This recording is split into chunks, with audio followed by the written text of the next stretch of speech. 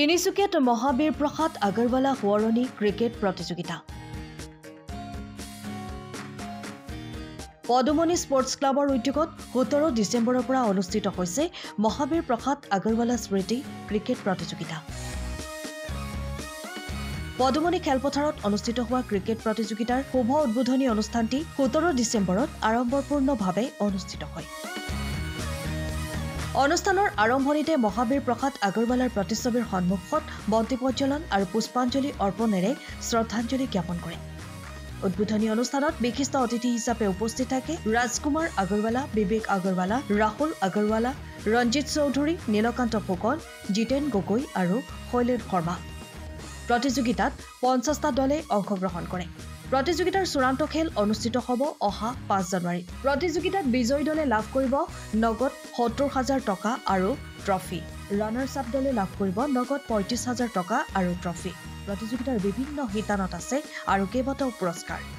উদ্বোধনী অনুষ্ঠানত উপস্থিত থকা বিশিষ্ট অতিথিয়ে মহাবীৰ প্ৰসাদ আগৰৱালা সোঁৱৰণী ক্ৰিকেট প্ৰতিযোগিতাৰ জৰিয়তে খেলুৱৈসকল উপকৃত হ'ব বুলি কোৱাৰ লগতে উদ্যোক্তাসকলক ধন্যবাদ জ্ঞাপন কৰে। 25वें महावीर प्रसाद अग्रवाल क्रिकेट टूर्नामेंट का शुभारंभ है और जितने भी दल पार्टिसिपेट किए हैं सभी को हार्दिक शुभकामनाएं।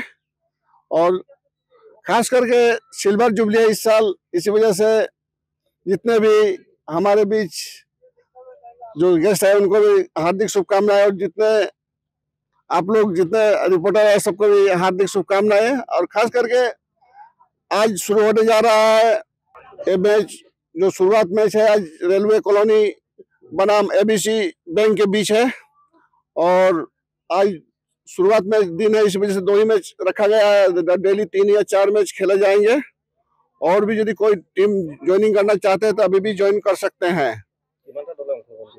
बर्तमान एतियाলৈকে 50টা হৈছে আৰু 60-70টাৰ ভিতৰত আমি খেলাব পাৰিম। গ'লে 5 তাৰিখ আমি ফাইনেল খেলাবলৈ আছে। 5 তাৰিখে আমি ফাইনেল শেষ কৰিম মানে।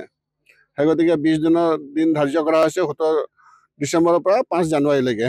তিনিচুকীয়াৰ পৰা Ajay Sharma report, time of আছা। সময়ৰ খবৰ সময়ত পাবলৈ ফলো কৰক টাইম অফ আছা।